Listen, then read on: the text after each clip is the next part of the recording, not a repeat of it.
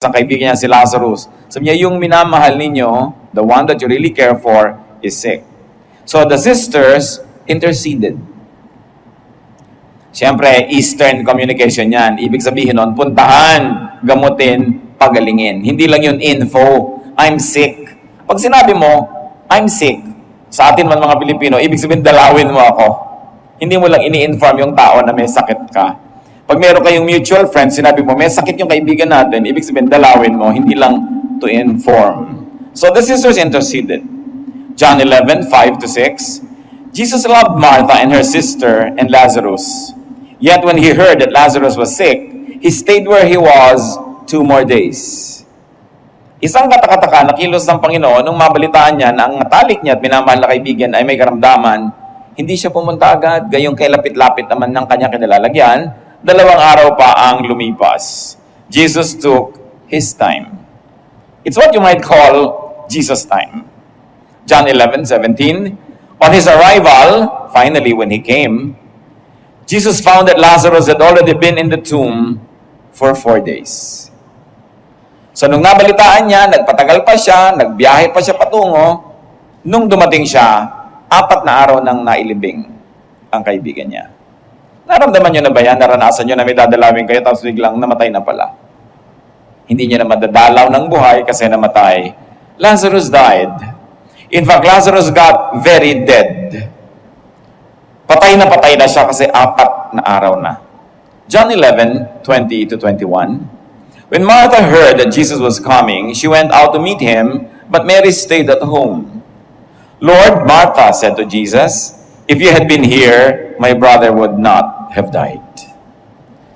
Malayo pa lang si Jesus na balitaan na ni Martha na paparating, sinalubong na niya ang kapatid niyang si Mary na natili sa loob ng bahay nila.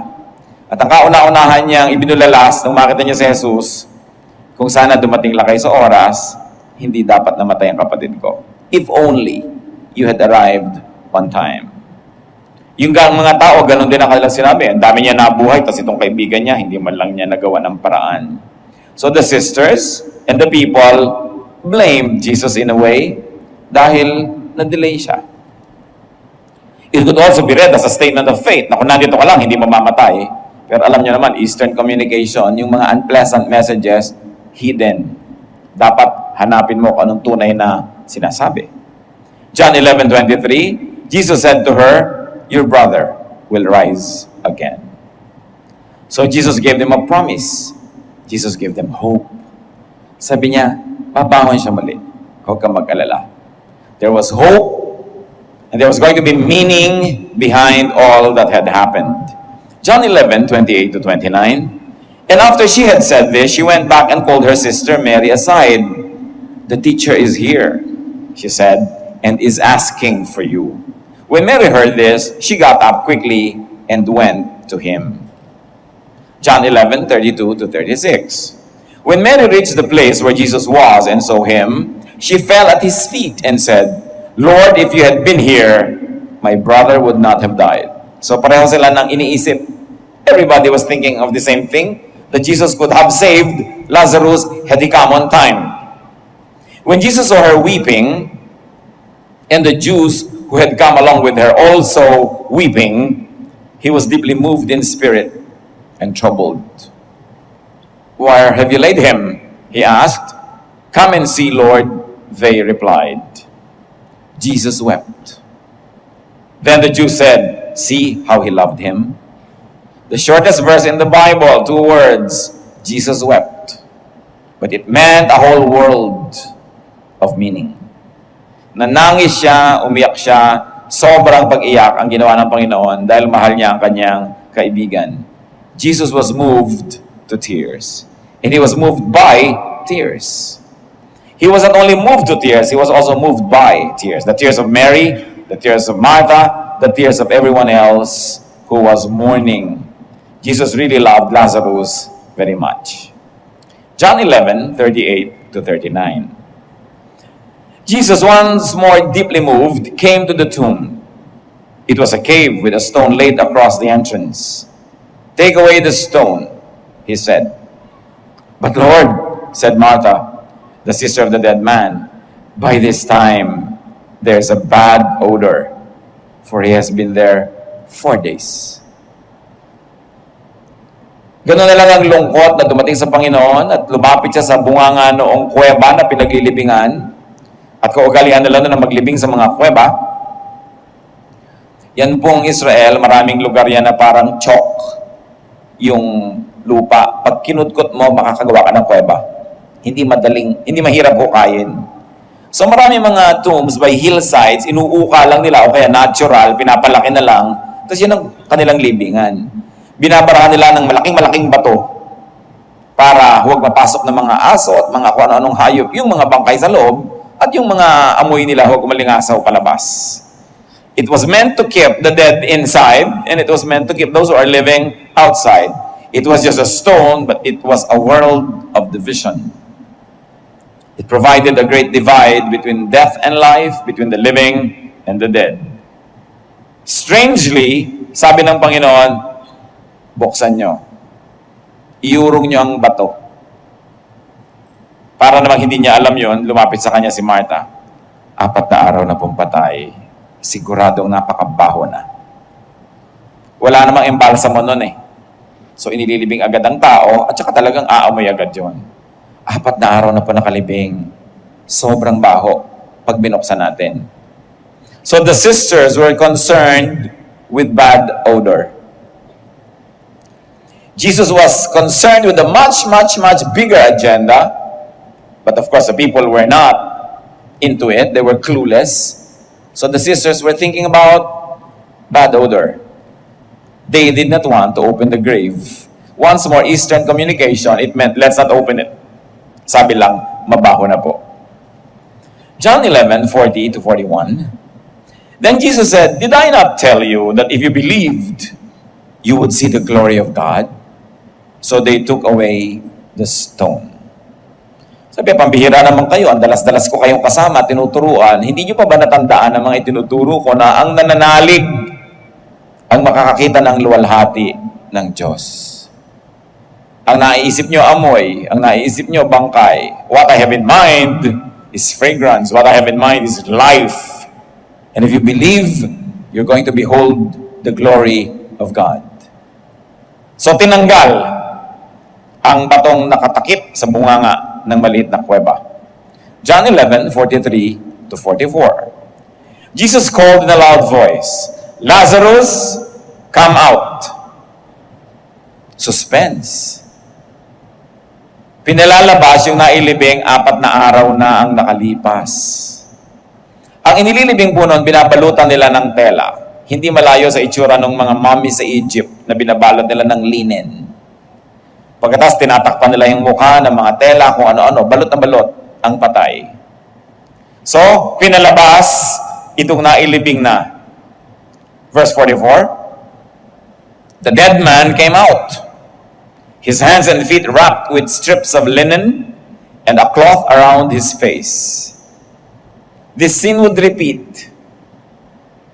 This time, Jesus would be inside the tomb. Mauulit ang eksenang ito eh. Pero nasa kabila ng bato si Jesus, siya yung nasa loob. Siya yung binalot ng tela. Siya yung babangon. Pero mag-isa siyang bumangon. Hindi siya pinabangon nung nandun sa labas. The power came from within. But that makes for another telling. So kagila-gilalas, walang humihinga, walang gumagalaw, inaabangan kung may lalabas doon sa kiyungib. And sure enough, Lazarus came out. Nakabalot pa, nakatali-tali pa ng mga tela. Nakakatakot na itsura yun. Kaya naging nakakatakutan yung balot ng puting kumot eh. Ito yung pinagmulan, yung binabalot kasi ng mga puting tela ang mga patay. No? At sabi ng Panginoon, Jesus said to them, "Take off the grave clothes and let him go." Tanggalin ninyo yung mga damit na pangburol. Tanggalin ninyo yung mga tela na pantakip, pantali. So Jesus called Lazarus out of the tomb and into life. Salita lang ni Jesus, nabuhay ang patay. Ganon ang kapangyarihan ng salita ng Diyos. Sa niya, "Come out, rise and be here. Hands and feet wrapped in clothes that were meant for the dead, the living man went out of the tomb. And then Jesus commanded that Lazarus' grave clothes be taken off. Tanggalin. And that Lazarus be set free to move. Paano ka naman gagalaw kung balot-balot ka nitong mga puting tela na ito? Yaman din lamang at sabi ng 2 Timothy 3:16, all scripture is God-breathed and is useful for teaching, rebuking, correcting, and straining in righteousness, etc. Then, hanapin natin kung anong itinuturo sa atin. All of this now is useful for teaching, for rebuking, for correcting. So what can we learn? And what can we benefit from this story? So let's talk about ourselves. Fast forward 2,000 years more or less, the fall and rise of our very own Lazarus. Now Lazarus is treated as symbol because now Lazarus is your loved one or yourself.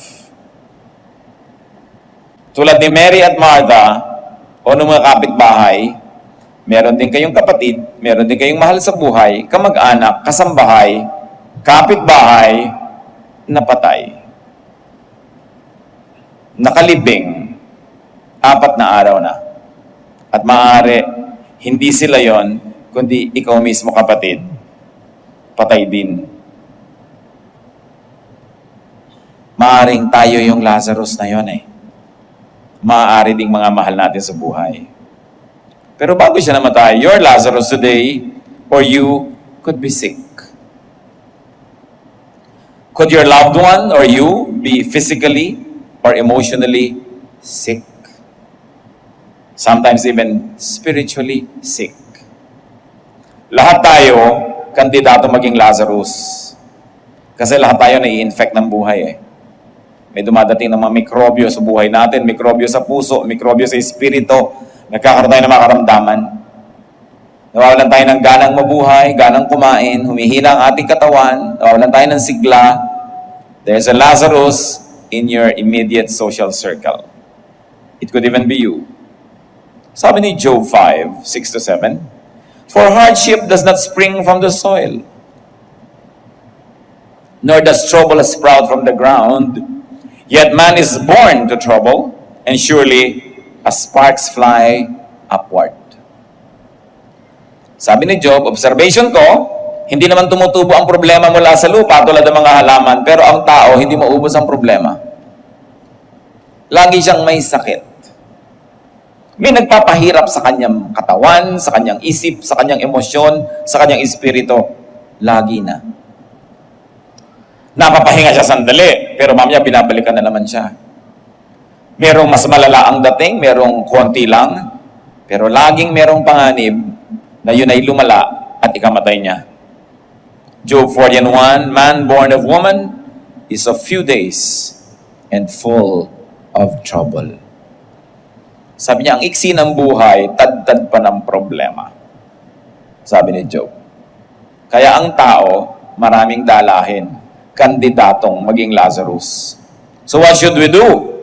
Like Mary and Martha, we should intercede. Magsabi ka, Lord, the one you love is sick. Kung meron kayong mahal sa buhay, malapit sa inyo, may sakit. Physically, emotionally, spiritually, ilapit nyo sa Diyos. Magsabi kayo. Tulad ng ginawa nila. James 5:15, and the prayer offered in faith will make the sick person well. The Lord will raise him up. And then just like those people that we have read about, keep believing, though God seems unmoved and God seems late.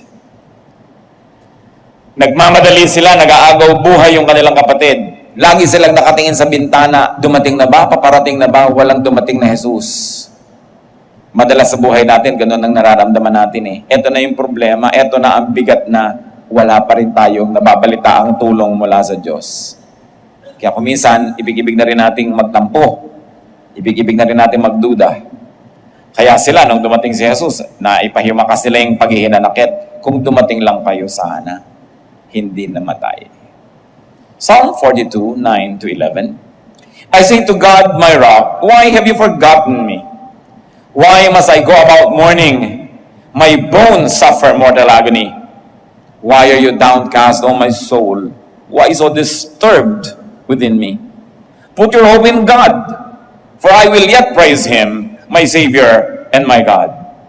Sabi niya, Diyos ko, nilimot niyo na yata ako. Dasal naman ako ng dasal, lapit ako ng lapit. Ba't ang bigat pa rin ang pakiramdam ko, ang lungkot ko pa rin. Mahirap pa rin ang kalooban ko, hindi ako mapakali, balisa pa rin ako. Pero sabi niya, teka nga ba, teka, sarili ko, bakit ka nga ba ganyan? Bakit ka gulong-gulo? Ilagay mo ang iyong paningin sa Diyos, ituon mo ang iyong pansin sa Kanya ka umasa. At sigurado magkakaroon ka ng dahilan para purihin siya. Is God ever late? Ecclesiastes 3:11, He has made everything beautiful in its time. Lagi kang nadidinig ng Diyos. Don't worry if you're heard or not. Pero iba yung timing niya eh. Iba yung paraan niya. At madalas ang hiwaga ng Diyos, hindi niya ipinapaliwanag. Kaya kailangan ng tao manalig. Kailangan siya huwag bumitaw kahit ano nangyayari. Kaya nakita nyo, nung namatay na yung kapatid, nung dumating si Jesus, welcome pa rin. Dapat sana huwag nyo na i-welcome yan. Useless na, namatay na eh. Pero hindi naman sila bumitaw. Bagamat tao, may konting paghihinanakit, may konting alalahanin, pero nanaig ang kanilang pakikipagkaibigan kay Jesus, nanaig ang kanilang pananampalataya. Just like Lazarus, brothers and sisters, every day, people die. And I don't mean physically. Hopes, dreams, emotions die. Romance dies. Friendship dies. Maraming namamatay sa ating pagkatao araw-araw. Namamatayan ka ng pag-asa, namamatayan ka ng mga pangarap, tinatabangan ka sa mga mahal mo sa buhay, naglalayo ang mga mag-asintahan, nagkakagalit ang mga magkakaibigan. Every day, a certain part of us dies. People are troubled. People are worried. People are neglected. And people are forever burdened with suffering and frustration and failure. Parang si Naomi. Meron siya mga anak na lalaki, naaasahan ng kanyang asawang lalaki, ng ibang bayan sila, umasenso doon, nagkaroon ng asawa ang kanyang mga anak, subalit namatay ang kanyang asawang lalaki at namatay din ang mga anak niya na lalaki. Ang natira, dalawa niya manugang. Kahirap-hirap ang buhay nila. At nung siya'y umuwi sa kanyang sariling bayan, matapos ang matagal niyang pangingibang bayan, umuwi siyang walang asawa, walang anak, walang ari-arian, bit-bit lang niya yung mga problema. Hindi siya nakilala ng mga tao dahil tumanda siya. Nagtaka mga tao, ito ba si Naomi? Siya ba si Naomi? Hoy, Naomi, ikaw ba? At sabi niya sa Ruth 1:20, don't call me Naomi. She told them, call me Mara, because the Almighty has made my life very bitter. So niya, umalis ako dito masaya, dumating ako malungkot. Umalis ako na may mga lalaki sa buhay ko, asawa, mga anak, ngayon, byuda ako. Huwag niyo na akong tawagin Naomi, na iba ang takbo ng buhay ko. Tawagin niyo na lang akong pait. Kasi puro kapaitan ang uwi-uwi ko ngayon. Nangyayari yan sa buhay ng tao eh. Sometimes in a flash, you could experience a reversal. Dati kang mapera, maulad ang negosyo mo, bigla ka nalugi, nawala. Ang saya-saya nyo dati, nung kasintahan mo, nag-asawa pa kayo at lahat-lahat, tapos ngayon, wala kayo. Tatalik yung mga magkakaibigan, ang ganda-ganda ng samahan nyo, tapos biglang wala. Nangyayari sa buhay. Sabi niya, pait ang akin ngayong dinaranas. Nangyari yan kay Naomi. Nangyayari yan doon sa magkapatid ng ulila. Nangyayari yan sa lahat sa atin. What can we learn from this story? That sometimes people blame God. They blame others, they blame themselves, they blame things. Humahanap ng iba't ibang mga masisisi. Don't do this. Kung kayo man ay namatayan o may namamatay sa inyong kalooban, cry out because God hears. Nakita nyo, nag-iyakan yung mga kapitbahay, nag-iyakan yung magkakapatid, napagpag ang loob ni Jesus. At siya man ay umiyak na rin. So iiyak nyo yan sa Diyos. Ilapit nyo sa Diyos ang inyong nadarama. Hindi natin kailangan maglihim sa Kanya. Hindi natin kailangan humanap ng kung kanino dadaing. Lagi tayong nadidinig ng Diyos. Kahit hindi natin laging nadidinig ang sagot niya. At lagi siyang lumalapit, pumupunta sa atin, bagamat yung timing na gusto natin, hindi naman laging ganun ang timing niya. So cry out to God, hope in God, and if God gives you instruction to improve your life, obey God.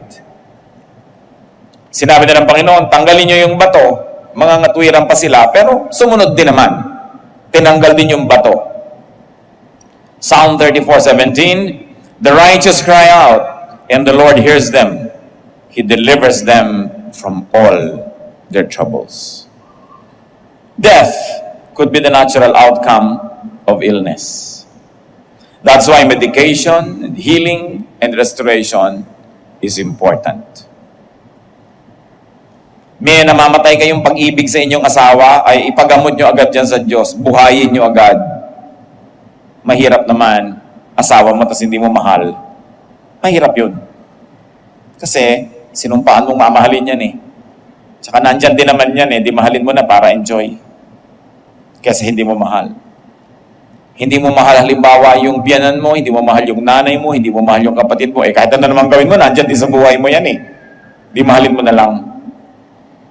Mga kasama mo sa opisina, kapitbahay nyo, yung mga hindi mo naman pwedeng tanggalin talaga sa buhay mo, pag-aralan mo na lang talaga mahalin. At kung yung mga relasyon na susugatan, gamutin agad. Narurumihan, linisin agad. Huwag nang patagalin. Tulad nung tumagal, namatay yung Lazarus. Mabuti na mabuti kung paghimalaan ka. Huwag pinapatagal ang mga bagay na hindi masarap, hindi masaya, hindi maganda, hindi maluwag sa kalooban. Pahirap yan sa sarili at nilalaso natin ating mga sarili, pati ang ating mga mahal sa buhay. Kaya ang hatol ng Panginoong Jesus sa mga nabibigatan, nahihirapan, Matthew 11:28, come to me, all of you who are weary and burdened, and I'll give you rest. Of course, that rest comes not only in the form of pahinga, it comes in the form of restoration and healing. Healing from God, especially to illnesses of emotions. Maring buhay ang ating katawan, pero pinapatay tayo ng galit. Pinapatay tayo ng selos, ng inggit. Our emotions can kill. More than bullets, more than daggers, more than poison, your emotion will kill you. And the kind of emotion that you evoke in people near you can kill them as well.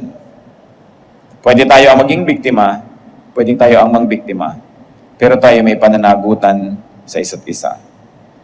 The important thing is that ill feelings have to be healed. Pag meron kang nadarama sa iyong puso na hindi masarap, hindi masaya, hindi maluwag, hindi maganda, kailangan mo yang bunutin, kailangan mo yang ipagamot. Do not nurse ill feelings. Huwag patagalin sa puso ang inis, galit, puot, selos, inggit, dahil papatayin ka niyan. Buhay ka, humihinga, pero pwedeng patay ka. Wala ka nararamdaman, manhid ka, hindi ka masarap kasama, hindi ka sweet, hindi ka nice, edi patay ka nun. Wala ka ng mga signs of life. That's why broken relations have to be mended and restored. Or the relationship itself dies. Nakakalungkot pag nangyari sa mag-asawa lalo. Na namatay na. So do not prolong estrangement. Do not prolong separation. What other lesson can we glean? That God gives hope, that God gives promises, and that God heals. Ano ang ministry ni Jesus? Matthew 4:23-24. Jesus went throughout Galilee, teaching in their synagogues, preaching the good news of the kingdom, and healing every disease and sickness among the people.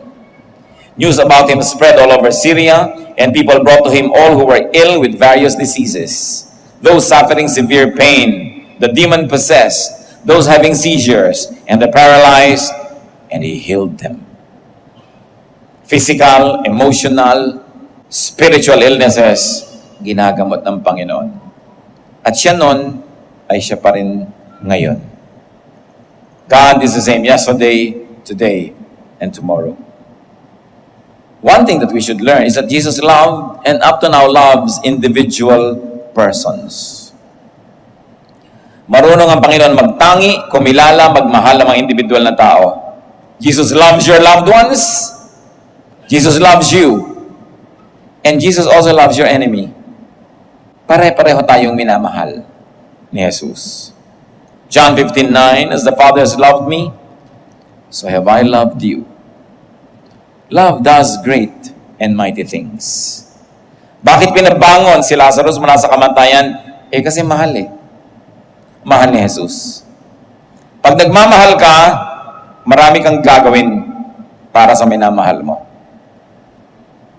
At yung pagmamahal, maraming nagagawa. Maraming naaakyat, maraming natatawid, maraming napapagaling. God's love for your loved one and for you can do wonders. So let our love do wonders for people. Meron kayong mahal sa buhay, paghimalaan nyo. Gawan nyo ng himala. Yung himala na kaya ng tao. Yung sakripisyo, pagbibigay, pagpapatawad, pagmamahal, atensyon, na kayang ibigay na isang nagmamahal, ibigay nyo, nagpapagaling yan. Ibang magpagaling ang pag-ibig. So kung meron kayong minamahal, that's how you minister. You empower them, you give them what you can, you heal them, you become a nurse, a doctor, an inspiration, a caregiver. Let your love heal, resurrect, and give back to life to your loved ones. Love is action. Love is not an idea. Love should not be a noun, it should be a verb. Love does things. Love works. Love loves. And when you love people, they heal. Mga mahal natin sa buhay na nabigo, kung minamahal mo, gumagaling yun. Ilang exam na, hindi pumapasa, pero minamahal mo, gumagaling yun. Lagi silang nare-reject, tinatanggihan ng mga tao, pero pag tinatanggap mo, niyayakap mo dahil mahal mo, gumagaling yun. Ibang magpagaling ang pag-ibig. Ibang magbigay ng buhay. Kahit sa nag-aagaw buhay, sa naghihingalo o sa namatay na, tulad ng ginawa ng Panginoong Yesus. Love heals. But learn from the story. If you want cure, healing, restoration, if you want resurrection for your loved ones or for yourself, do not be stopped by odors. Sabi ni Martha, mabaho na po, huwag na nating gawin. Maraming baho ang dapat buksan para mapagaling. Maraming sugat ang puno-puno ng mga nana na kailangan mo nang tanggalin ng takip. Mahapdi, makirot. Pero pag nilinis, tsaka lang gagaling. Maraming mga problema ang daisan na nating magpanggap na lang tayong wala doon. Pero kailangan nating harapin para natin malutas. Maraming mga bagay na masasakit pag-usapan, masasakit gunitain, pero kung gusto nyo talagang pagalingin, huwag takpan, buksan. Tulad ng ginagawa ng mga tao noong unang panahon. Alam nyo, nakikita niya sa mga paanan na hagdan ng templo, nandun lahat yung mga may sakit. Hindi naman lahat yun, nag-aantay ng himala. Noong unang panahon, dinadala ng mga tao ang may sakit nila kahit mayayaman. Yun ang mga tinatawag na beggars at the temple gates. Hindi lahat yun nagpapalimos ng pera. Pero nandun sila, may mga takip ang mga sakit. Pero pag may mga dumadaan ng mga tao na sa kanilang pagtingin ay isang pantas, isang propeta, isang makadiyos na tao, tinatanggal nila yung mga takip ng pasyente. At nasa ganon, makita nung dumadaan. At kung siya ay isang marunong na manggagamot, makapaghatol siya ng lunas. Masasabi niya, eto ang sakit na yan, ganitong gawin mo. At yan po ang nasa introduction ng No Limit Anghere ni Jose Rizal. Sa niya, sinulat ko ang nobelang ito, isang cancer ng ating lipunan na marapat na lang sana itakpan, pagpanggapan na hindi nakikita. Subalit tulad ng ginagawa ng mga pantas noon na inihahanap ng lunas ang mga karamdaman, dinadala sa mga pintuan ng templo at pag may dumadaang marunong ay binubuksan, nakakahiyaman o masakit sa paghahanap ng lunas. Ito ang gagawin ko, sabi ni Rizal, sa mga kapintasan ng ating lipunan. Tatanggalin ko ang takip upang maihanap ng lunas. Ano ba ang mga pinoproblema natin? Ano ba ang mga hinahirap natin sa buhay na tinatakpan na lang natin? Hindi na yun malulutas kahit kailan. May mga miyembro tayo ng pamilya at may mga nakita pa ako na may mga miyembro ng mga pamilya na hindi sila tulad ng karaniwan. Iba ang itsura, iba ang kulay ng balat, iba yung bone structure, para mga palaka na nakahiga ganyan sa lupa. Hindi nila inilalabas sa bisita, nandun lang sa dilim, namumutla na, lalong lumalala ang mga pakiramdam, tinatakpan ng problema. Dahil may amoy. Pagka meron tayong mga members ng family na hindi sila karatulad ng iba, hindi sila laging normal tulad ng iba, tinatago natin, kinukubli, nagpapanggap tayo hindi totoong nangyayari yon dahil may amoy. Meron tayong mga kapintasan, hindi tayo marunong magbasa, hindi tayo marunong mag-pronounce, hindi tayo marunong magsalita. So magpipipipihan na lang tayo. Hindi natin bubuksan para malutas kasi may amoy. Kanya-kanyang baho. Bawat pamilya may baho. Bawat tao meron. Pero kung ang gagawin yung policy, sabi ni Martha, mabaho, huwag na lang natin buksan. Hindi babangon si Lazarus. Pero sabi ni Jesus, anong baho-baho? So solve natin ito, buksan ang bato. If you want healing in your life, do not be stopped by odors. Do not be stopped by appearances and squeamishness. Mga kasalanan. Kailangan harapin, buksan ang malalansang sugat. Linisin para gumaling. Tulad ng taong may ketong. Alam niyo mga may ketong nung araw, hindi kayo pwedeng pumasok sa bayan, nakatira kayo sa malayo, baka may mahawa eh. Pasensya kayo, nagkaketong kayo, pero hindi kami dapat mahawa. So mamatay na lang kayo lahat dyan, huwag niyo kaming ihawa dito. Hindi sila nakikihalubilo. Pero nabalitaan ng mga tao ito si Jesus. Naglabasan doon sa madidilim na kuwebang tinitirhan nila. Mga uka-uka ang mga pisngi, kinakain ng sakit ang laman nila, naka-expose sa mga buto. Pero wala na sila mga pag-asa. Nabalitaan nila si Jesus. Hinarap nila ang ayaw nilang harapin, yung katotohanan. Sila'y binabato ng mga tao. Pag lumalapit, layo ka, unclean. Pero paano ka gagaling kung hindi ka lalapit kay Jesus? Matthew 8, 2-3. A man with leprosy came and knelt before him and said, Lord, if you are willing, you can make me clean. Jesus reached out his hand and touched the man. I am willing, he said, be clean. Immediately he was cured of his leprosy. Kung dinaan mo sa hiya, nakakaya naman, wag na. Wag na, di bali na, wala na akong pag-asa. Yun ang talagang lubos ka ng namamatay. May Diyos, may pag-asa. Kailangan lang gumawa ka ng paraan, lumapit ka. Willing ka dapat na buksan yung mabaho. Willing ka na ma-expose. Willing ka na mahirapan. Yun ang paraan. Yung babaeng dinudugo, ilang taon na dinudugo, naubos ang pera sa pagpapagamot. Lumapit kay Jesus. Palihim na humawak sa laylayan ng kanyang damit. Sabi niya, mahawakan ko lang ang laylayan ng damit niya. Gagaling ako. Pero bawal sa kanila ang makahipo ng kapwa-tao kasi meron silang dugo, dinudugo sila. May monthly period lang nga, considered unclean. Ito pa, taon na dinudugo. Kaya ano sabi ng Panginoon, lumabas ang kapangyarihan mula sa katawan ko. Sinong humipo sa akin? Takot at takot yung babae pero inamin, ako po. Sabi niya, huwag ka na matakot. Galing ka na talaga. Umuwi ka na. Gumawa ng paraan para mabuhay. Mga kapatid, pag hindi pa kayo pinapatay ng Diyos, huwag kayo magpakamatay. Gumawa kayo ng paraan para lalo kayo mabuhay kasi binubuhay pa kayo eh. Hindi pa gusto. Kung gusto ba naman Diyos sa patayin kayo, andali. Tik, patay na kayo nun. Hindi kayo pinapatay, huwag kayo magpakamatay. At lalo naman, hindi naman pinapatay yung asawa niyo, huwag yung patayin. Diba? Huwag kayo papatay ng sino man. Ang Diyos ang may hawak ng buhay.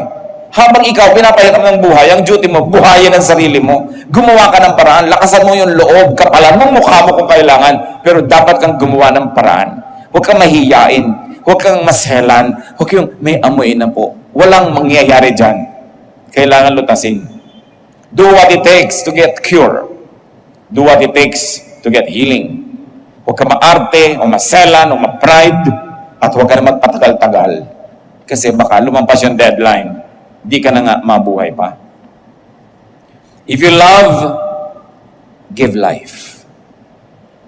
May mahal kayo sa buhay.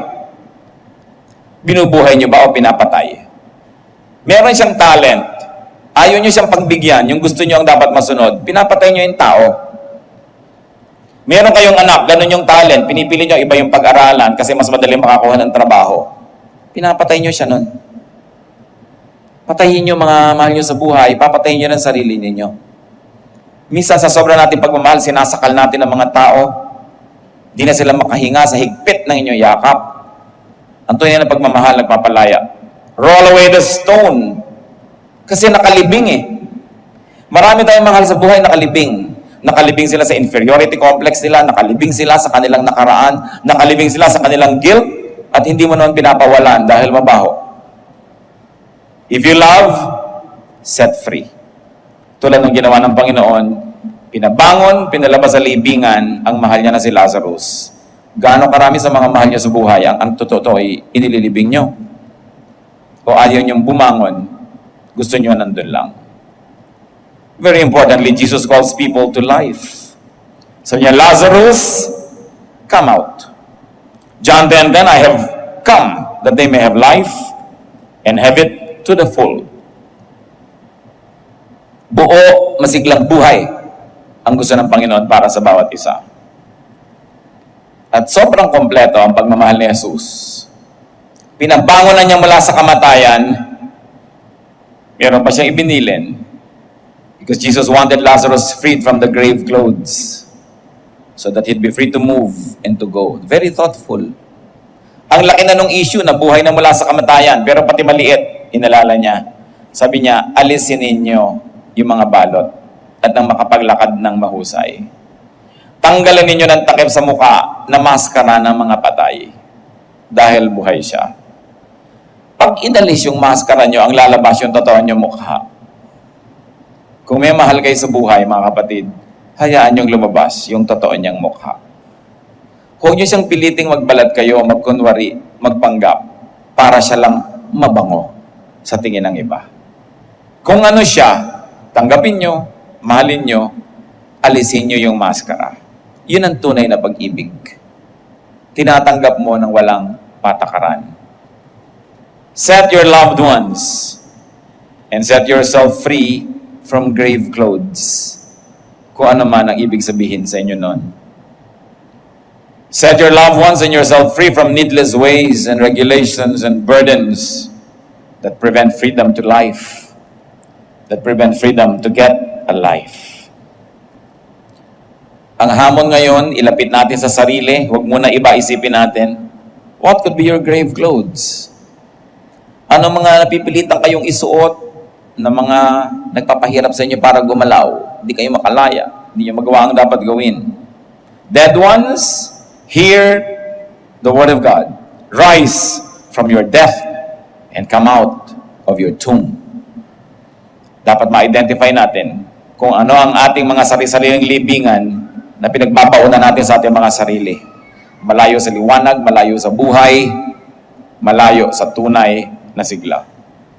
Take away the strips, the signs of death. Take away the limits. Take off the death mask and show your identity. You're fearfully and wonderfully made by God. You don't have to wear a mask. Now, family and friends of Lazarus, let him get a life. Nakita niyo ang pag-ibig ng Panginoong Jesus, hindi lang eternal life. Sasabihin niyo, ay namatay na, kasama na ng Panginoon, hayaan niyo na, nanahimik na, ba't pinabalik? Concern ng Panginoong Jesus sa ating buhay na walang hanggan dun sa kabila. Pero concerned din siya sa buhay natin dito. Binuhay niya si Lazarus not into heaven, not into eternal life, but into this life. So you must also make your loved ones live this life. Kung ano ang buhay na